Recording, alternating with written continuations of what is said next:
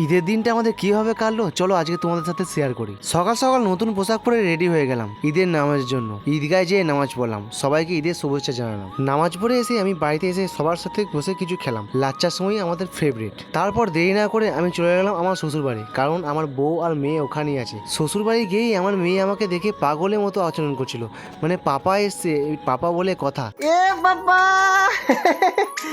পাপা ঈদ মুবারক। কে গো? আমার সোনর পাড়া বেতিটা রে, আমার সোনর পাড়া বেতিটা রে।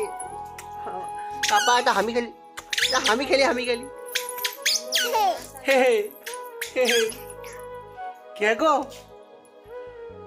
হাতে লালটা দেখান। হাতে হাতে হাতে তোমার মেহেন্দিটা দেখান, মেহেন্দিটা। মেহেন্দিটা দেখান, মেহেন্দিটা দেখান, মেহেন্দিটা দেখি দেখি। এই যে কত সুন্দর মেহেন্দি, কত সুন্দর। বলো ঈদ মুবারক পাপা।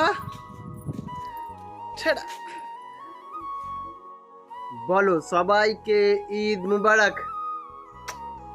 হ্যাঁ হ্যাঁ।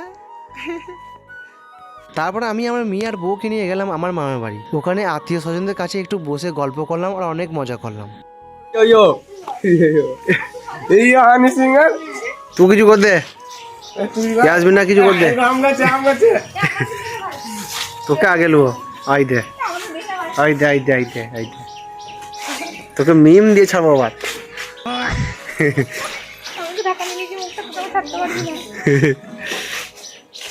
চলো পাপা আসো।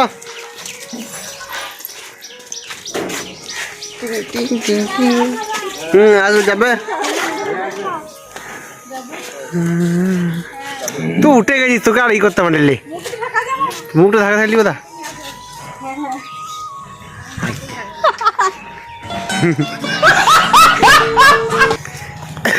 তো বন্ধুরা, তোমাদের ঈদ কেমন কেটেছে আমাকে কমেন্টে জানিও, আর আমাকে ফলো করতে ভুলবে না। দেখা হচ্ছে পরের ভিডিওতে।